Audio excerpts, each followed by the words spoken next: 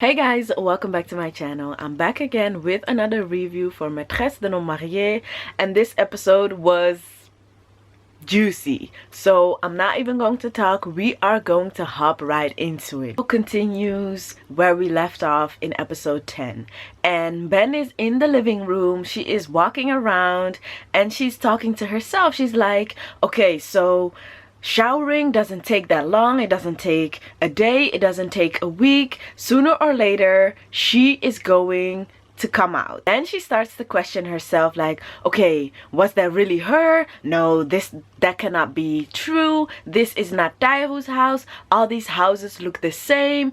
I'm wrong. And while she's talking aloud to herself, Djalika comes. And Djalika is like, no, Ben, you are not wrong. You are Mendoy and you are in your brother's house, and you have Djalika Sanya in front of you. I am one woman and this is the only woman in this house, and she is living her married life here. She continues because she's like, this is a situation that I have been trying to avoid. However, I knew that in the end it would be known. Also, your brother didn't listen to me, which is the main reason why we are in this situation. There's no reason for me to hide or to lie. Ben is clearly upset with this because she's like, Dimbalima Djalika, help me. She tells Djalika that Djalika and Tairu are the same person, that they are not worthy, and that they are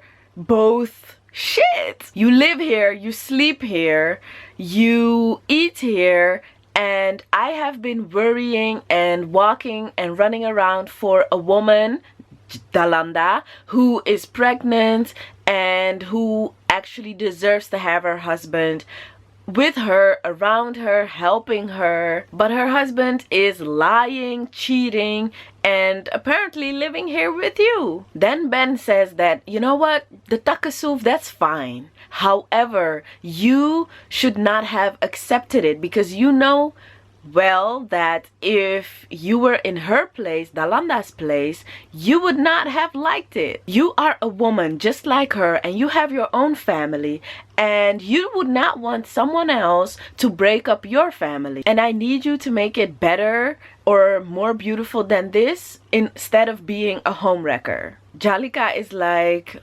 yes, I am the mean one. I'm the bad guy. However, I am just a victim, just as Dalanda. Because your brother is a liar, and he lied to me to get me, but also to keep me. Do you really think that if he would have been upfront with me from the start, that I would get myself into this situation, the takasuf? And then she's also saying that, yes, Dalanda has it bad. However, she has it even worse because she's the one who accepted everything, the lies, the cheating, and every day goes by without Tairu taking full responsibility of her as his wife. This is even worse than what I come from. And then she means the marriage that she had with Biram. But the only reason I continue with this is because I love him. And then Ben is going to ridicule this because she's like, well, then your love is expensive. You have been dating him,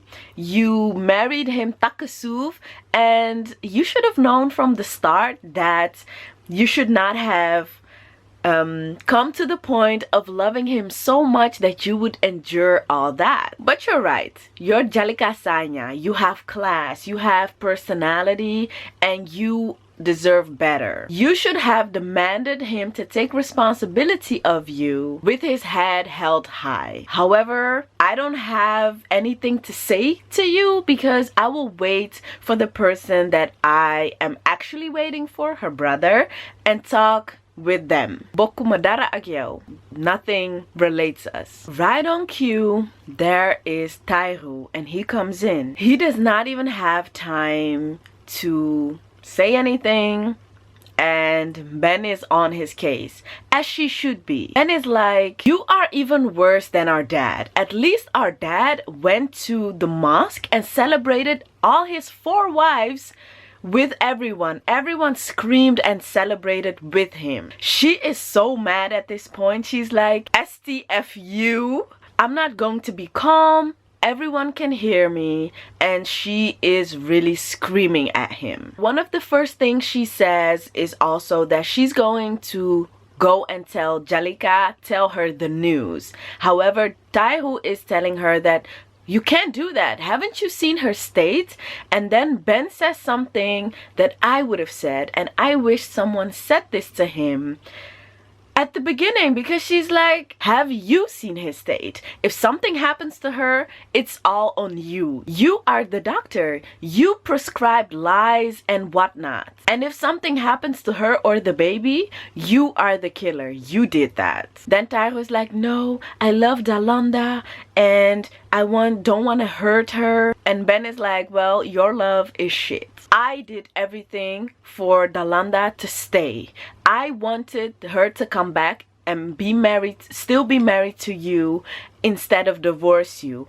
I even went to a marabout and worked on this. Then Tairu is like, yeah, thank you for everything. And he's like, I made a mistake. I will rectify it. I will talk to her. And then Ben is like, no, you're not. I'm going to tell her. And if you want me to help you, then I have conditions for you. And the first condition she has is that Tairu has to divorce Djalika as soon as possible. And the second condition is like, you have to leave all these, you know, these sexual things from like white people that represents Dalanda, and black people like culturally Senegalese that represents Djalika. Everything needs to be out. Only nightgowns and waist beads are allowed. And I think she just means to say that the side chick needs to go. Then she leaves, and before she leaves, she tells Tairu, you know what? I will bring the kids, Dalanda, and everyone is going to live in this house. While Ben walks outside, Djalika is on the bench, and she's just mumbling some stuff, and I'm sure that it's not pleasant to hear if you're Djalika. However, then Tairu comes and sits next to Djalika, and he is just apologizing again for everything that he has put her through, that she doesn't deserve. However, he will prove to her and do everything so that she knows that she did not make the wrong choice by marrying him. I love you, Djalika. I love you too, Tairu. Then Tairu's like, well, with everything that just happened, I think that it's best if you go home. Djalika's like, I am not going to move. I'm so tired of coming and going and coming and going. This will be the last time, Tairu says. And then Djalika's like, well, that's what you said last time. You know what? Last time, first time, I don't care. You have a choice to make. If I leave this time, Wallahi Azim, which is like the biggest swear to God you can do, you will not see me again. It is time for you to take responsibility, to see what you will do. So I'm just gonna ask you, do you want me to go? Yes or no? However, Tairu is silent, and Djalika tells him that his silence is so eloquent, and then she leaves.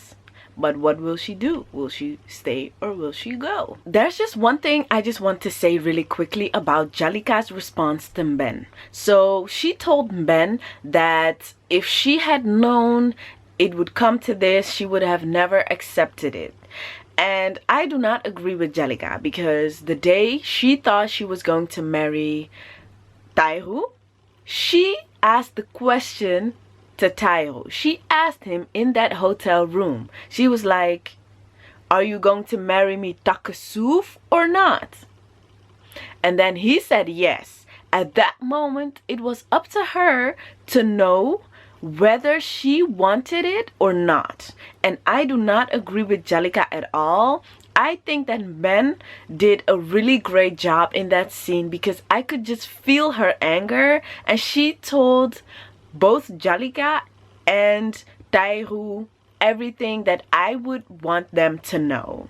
Also, I want to see that the mben that we saw in that particular scene is also the mben that comes and shows up for Dalanda. I think that Dalanda will still be hurt because of mben, you know, and then it's going to be a whole big drama. And I think that mben does not want to cause any harm to Dalanda. However, I really want her to show up for Dalanda the same way she showed up for her while she wasn't there in that scene. Back to Maîtresse d'un homme marié. Then you see that Mère Diagne is, you know, knocking on a door, and someone opens and she's looking for the girl's boss. And I knew it was Anita that she was looking for.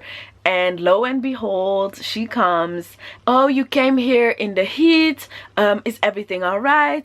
And Mère Diagne is on her case because she's like, sunlight or not, you know very well that I have not been going to sleep or waking up in peace because of all the problems that I have been dealing with. And you know that Sheikh is in prison. Amintafal is like, yeah, but that's like Ndogalu Yalla, which means that whatever happened to her is just like something that God would have wanted. And in Senegal, it's the phrase that they use for a lot of things. If something happens to you, they always reduce it down to Ndogalu Yalla. And I think it's kind of problematic. However, Mère Diagne also expresses that. She's like, you're always at my house, eating my food, drinking my drinks, and now that I have problems, you reduce it all to Ndogalu Yalla? You did not even call me. Aminta is like, no, because I'm sick, and if it wasn't for my njanke, which is the girl that works in the house, I would not have eaten, drank, and everything. Mère Diagne is like, so I don't see the sickness or the illness that you have because it has not stopped you from bringing food and bringing clothes. Do you guys remember from the last episode? And Mère Diagne is telling Amintafal that, you know what? You know me very well. I know you very well. From now on, keep away from my house. Elage, Pagay, does not lack anything. He has enough food, enough drinks, enough clothing, everything. And then Aminta's like, no, what are you trying to say with that? And she's just trying to play it off innocently, but Mère Diagne is on her and she's like, yeah, because there are, you know how people are these days, and it's not safe out here for a married woman. And I think that Mère Diagne did a very good job to confront her and to let Amintafal know that she knows what she's up to. And I am still curious as to how this is going to play out, because I think the next step for Amintafal is to call a certain girl who is called Amsa. Then Mustafa is basically losing his mind in prison, and he's just screaming, and he just wants to know about the state of his wife and his baby. And at the same time, you see that Raki is also going through stuff because she's still bleeding, and the girl that's with her in the prison cell is asking for help, but the response she gets from the guard is shut up. And then Raki asks if she can go to the toilet, and the guard is like, no, you can just pee where you're at right now because you just went. And the other girl is like complaining because she's like, aren't you human? She is pregnant. She is somebody's child. Be careful. And then there's another guard that comes, and the guard opens up the cell and checks Raki, and she is even complaining to the other guard that, you know, how can you have let it come to this point? She's pregnant. She needs to go to a hospital, see if there's a nurse. And then Raki is being, you know, brought to the hospital. Afterwards, you see that Mère, Raki's mom, is actually, you know, trying to buy something somewhere. And on the radio, the woman announces that the two killers of Bakary Sagna have been arrested. And she also tells their names, Mustafa and Raki So. And whenever Mère hears Raki's name, she is kind of, you know, getting a panic attack or, you know, a crise. And what the woman on the radio also says is that Rakiso is pregnant and she's about to pop the baby. However, her life is depending on it. Next, you see that Mère Diagne is with Cher at the prison, and she is just so worried about Cher. She has been asking him like a couple of times, have you eaten? Have you slept? Have you drank? The food that we bring you, do you actually eat it? Is it okay?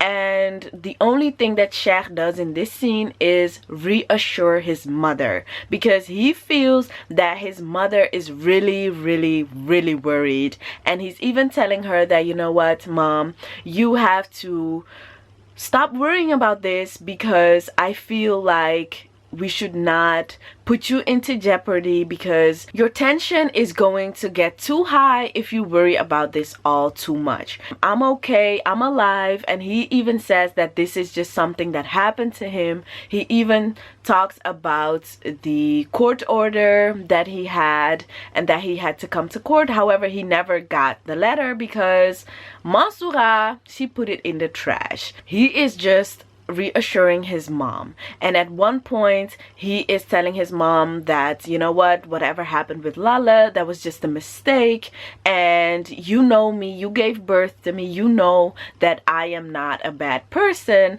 And the mom then, you know, flips a switch, because she's like, no, Lala, she is the devil. She shamed me, she shamed my son. A couple of days ago she came at the house and she was crying and begging for my forgiveness, but Wallahi Azim, if I see her, she will get what she deserves. And again, Cher is like, no Mom, let it go, think about your health. And in this scene, Cher was so mature.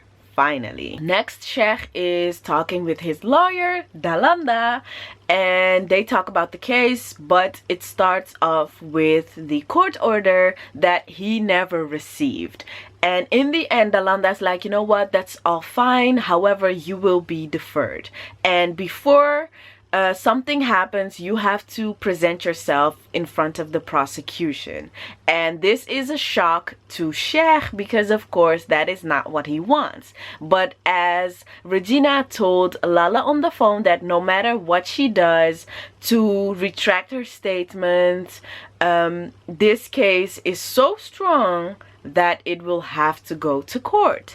And this is the result of it, meaning that Cher may think that he is in prison because he missed his court date. However, it's because of the strong case. Dalanda tells Cher to, you know, be calm. Whenever they ask you questions, be calm. Listen to what I tell you and it will all be fine. You need to also put your ego aside, and we'll see how that goes. Then we finally see the lawyer, the male lawyer that visited Dalanda at the beginning of this season, and he tried to give her a case file.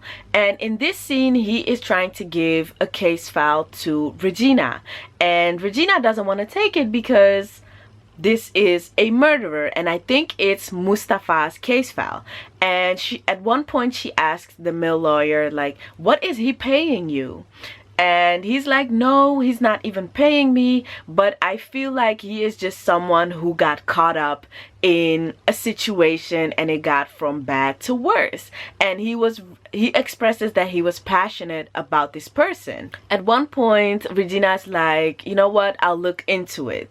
And I think she's gonna take the case. Then Dalanda comes down the stairs, and at that point, the male lawyer tells Regina that he tried to get Dalanda to take the case. However, she's not as fierce as Regina, and Regina's like, so I'm your court savage.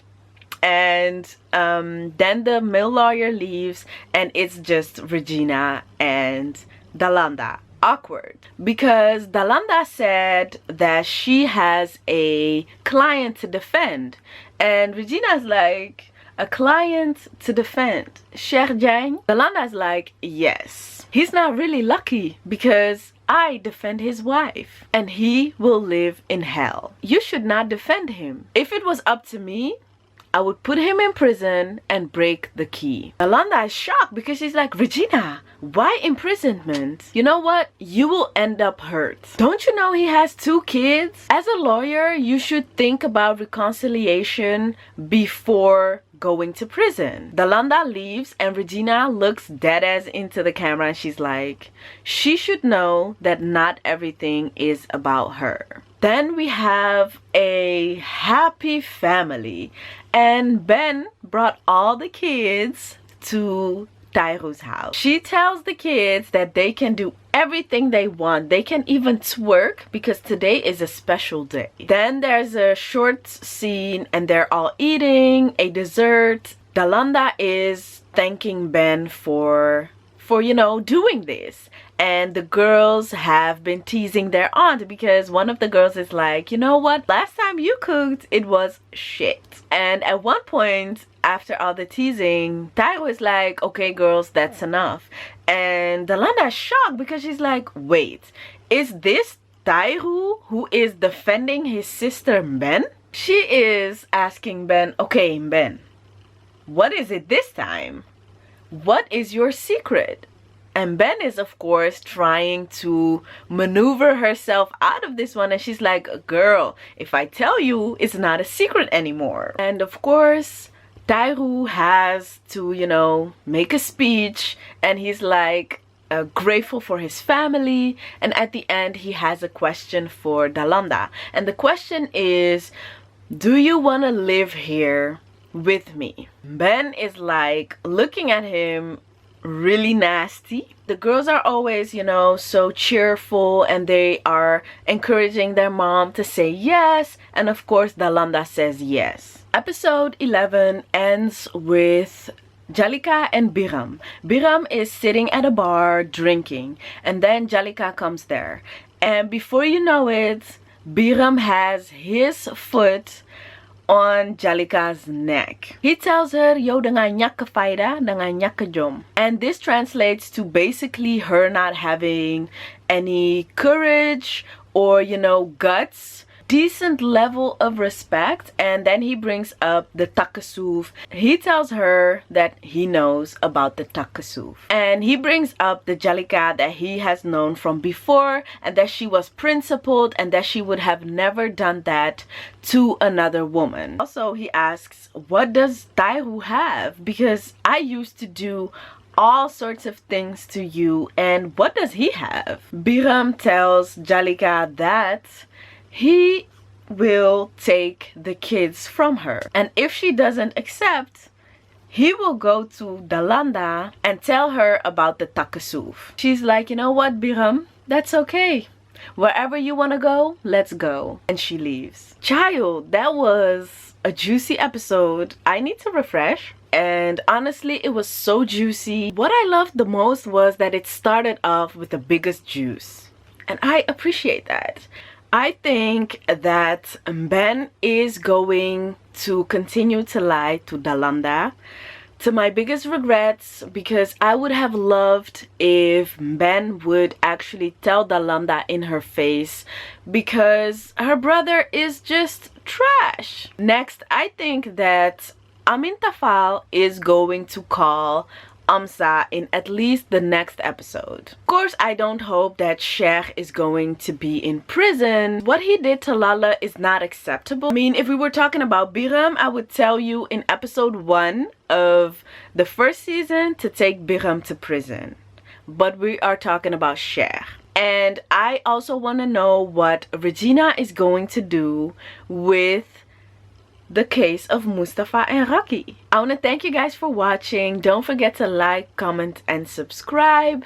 If you check the comments, I will put in some things that I may have forgotten to say in the video, so definitely check that out. I will also further explain Nyaka Jom, Nyaka Faida, and some other traditional Senegalese things in the comments as well. So if you're interested, definitely check that out, and I'll see you guys in my next video.